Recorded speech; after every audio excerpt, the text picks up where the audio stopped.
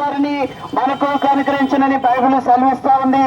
ఎవరైనా కావచ్చు, నీ కులము, మతము, ప్రాంతము, చదువు, ఉద్యోగం ఏదైనా కావచ్చు, అందరికి బైబిల్ అంటా ఉంది, ప్రయాసపడి ఆ భారం మోసుకొనిచున్న సమస్తమైన జనులారా నా ఎద్దకు రండి, నేను మీకు విశ్రాంతిని కలిగిస్తానని బైబిల్ సెలవిస్తా ఉంది.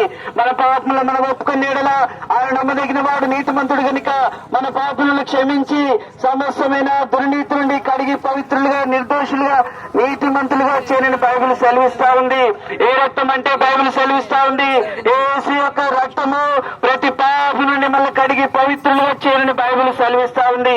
నువ్వు ఉన్న చోట యేసు ప్రభువా నా పాపములు క్షమించు, నా హృదయంలోనికి రా, నేను నిన్ను నమ్మాలనుకుంటున్నా అంటే నమ్మిన వాడు రక్షించబడతాడు, నమ్మని వారికి శిక్ష విధించబడినని బైబిల్ సెలవిస్తా ఉంది.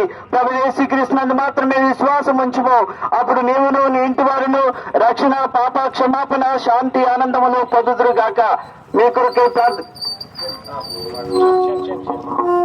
బెంగల్ తండ్రి విత్తబడిన మాటలు ఇరుకట్ల పల్లింప చేయండి. ముందు వెళ్తుండగా మీ సన్నిధి మాతో ఉంచుమని యేసు నామములో ప్రార్థిస్తున్నాము తండ్రి.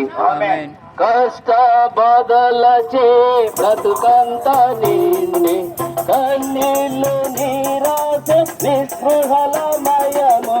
కష్ట బాధలచే బ్రతుకంత నిండి, కన్నీళ్లు నిరాశ నిస్పృహల మయము.